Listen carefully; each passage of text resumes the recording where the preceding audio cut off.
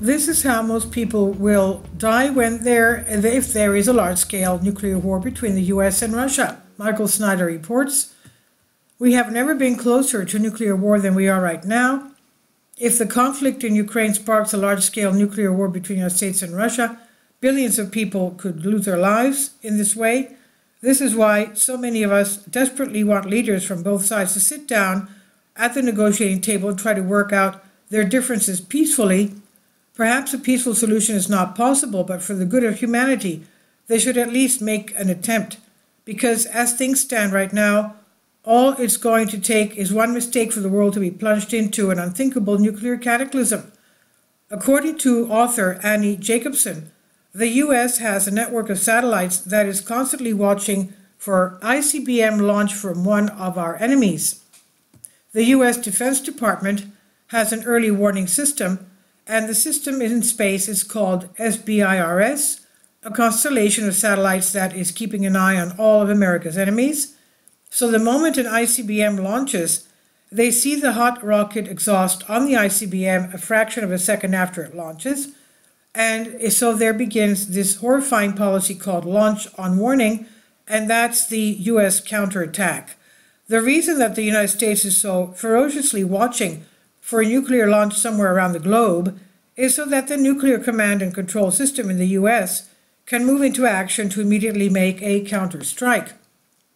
That policy, launch on warning, is exactly like it says. It means the United States will not wait to absorb a nuclear attack.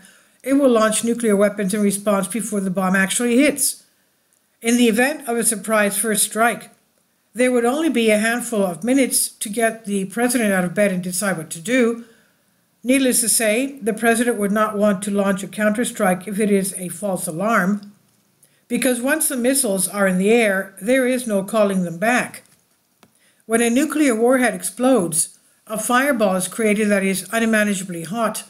The following comes from the Bulletin of the Atomic Scientists. "Microseconds into the explosion of a nuclear weapon, energy released in the form of X-rays heats the surrounding environment, forming a fireball of superheated air. Inside the fireball, the temperature and pressure are so extreme that all matter is rendered into a hot plasma of bare nuclei, and subatomic particles, as is the case in the sun's multi-million degree core.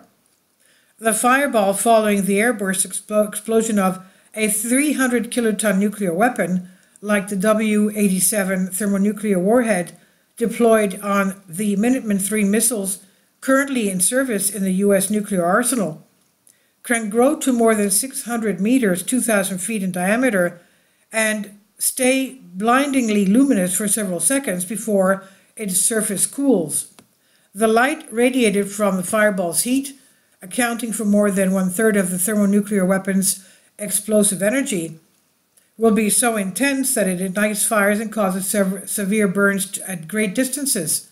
The thermal flash from a 300 kiloton nuclear weapon could cause first-degree burns as far as 8 miles from ground zero. If you are at ground zero, you will have zero chance of surviving. According to a study that was conducted several years ago, approximately 34 million people would die during the first few hours of a large-scale nuclear war between the United States and Russia, but that would be just the first wave of death. In the aftermath of a nuclear exchange, radioactive fallout would spread over much of the continental United States. Using archived weather data over 48 hours periods across the number of dates in 2021 to simulate the expected radioactive plume, the scientists found that the West Coast states were at the lowest risk due to prevailing easterly wind. However, depending on the exact wind direction, the worst fallout could fall over any part of the United States and Canada east of Idaho. Based on weather patterns on December 2nd, 2021, Chicago, Illinois, and DC, among other population centers, would be in the direct path of a fatal dose of radiation. In a worst-case scenario, almost all of Montana and North Dakota, as well as parts of Nebraska, Colorado, Wyoming, South Dakota, and Kansas, would receive a dose more than 10 times what is considered lethal, resulting in deaths in a matter of days. Most of the Midwest would receive a lethal dose, while elsewhere would see deaths occur in weeks.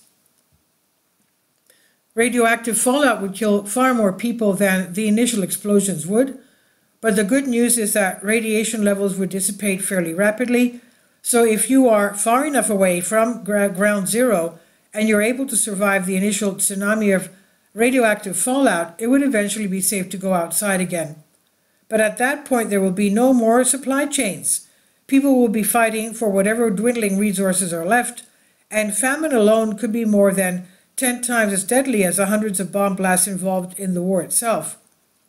As horrific as these statistics are, the tens to hundreds of millions of people dead and injured within the first few days of a nuclear conflict would only be the beginnings of a catastrophe that eventually will encompass the whole world.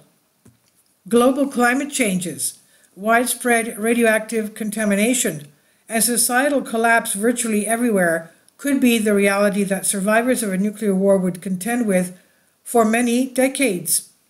2 years after any nuclear war, small or large, famine alone could be more than 10 times as deadly as the hundreds of bomb blasts involved in the war itself. Ultimately, nuclear winter will kill more people than anything else. For those of us that live in the northern hemisphere, it will be exceedingly difficult to grow much of anything once temperatures drop far below normal. This makes Earth freezing cold even during the summer, with farmlands in Kansas cooling by about 20 degrees centigrade, that's 40 degrees Fahrenheit, and another region cooling almost twice as much.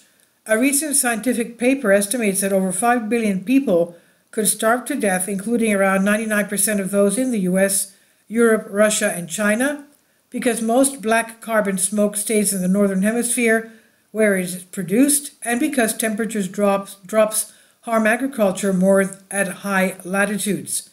Can you imagine what our world would look like if such a war actually did happen? Unfortunately, relations between the US and Russia are the worst that they have ever been, and we are getting closer to a nuclear war with each passing day. Politicians in the Western world assume that the Russians would never risk a nuclear war because the consequences would be so apocalyptic for everyone. But Russian politicians have warned us over and over again that if we push Russia too far, there will be a nuclear war. And as I detailed in my new book entitled Chaos, the Russians have been feverishly preparing to fight a nuclear war for many years. They know that there are no winners in a nuclear war, but they also know that whoever it strikes first will have the best chance of surviving one. And right now, Russian forces are advancing, and Ukrainian leaders are becoming increasingly desperate. Western leaders are bracing for the Ukrainian army's collapse, as it has only been able to slow the advance of Russian forces amid weapons and ammunition shortages, the Times writes. In its editorial titled, "It's Time We Talk About the Fall of Kiev," the paper points out that, contrary to the predominant view that this is a perpetual frozen conflict with neither side able to win a decisive advantage, the front line is bitterly contested and there is a real risk of Ukrainian forces being pushed back. The Times notes this is the nightmare scenario now being contemplated by Western policymakers. Russia's advance would obviously be disastrous for the Ukrainians. It would also confront the West with all manner of tough challenges, the newspaper says. The consequences of a partial or complete defeat would be calamitous in ways Western populations have barely begun to understand. But we have a lazy habit in the comfortable West, away from Europe's front line in East and South Ukraine, of wishful thinking and being unprepared for bad surprises, the Times emphasizes. Ukrainian officials realize that the only way they can win the war is for NATO forces to intervene, and some Western leaders, such as French President Emmanuel Macron, are very open to the idea. But Vladimir Putin has warned that this will put us one step away from nuclear war, and he has decided to conscript another 150,000 men into the Russian military. Vladimir Putin has called up another 150,000 men for Russian army conscription, the highest figure for 8 years. This comes as Orthodox priests have ordered to say prayers for church for the dictator's victory in the war. The recruits are aged 18 to 30 years old and will be conscripted between 1st of April and 15th of July amid his war against Ukraine. The Russians are convinced that Western leaders want to bring down the Russian government and divide Russia up into a bunch of smaller pieces. On the other side, politicians in the Western world are determined to do whatever it takes to keep Russians from winning in Ukraine. Both sides are being unreasonable and paranoid, and that is a recipe for disaster. All it's going to take is one mistake to unleash a nuclear cataclysm as billions of lives hang in the balance. And this is by Michael Snyder on the Economic Collapse blog. Please leave your comments, and thank you for your support. Michael's new book entitled Chaos, available in paperback and for Kindle on Amazon, and you can check out his new Substack newsletter right here. About the author, Michael Snyder, extremely controversial new book, Chaos, available in paperback and Kindle on Amazon. He's also written 7 other books available on Amazon, including End Times, 7-Year Apocalypse, Lost Prophecies of the Future America, The Beginning of the End, and Living a Life That Really Matters, commissions earned. When you purchase any of Michael's books, you help to support the work that he's doing.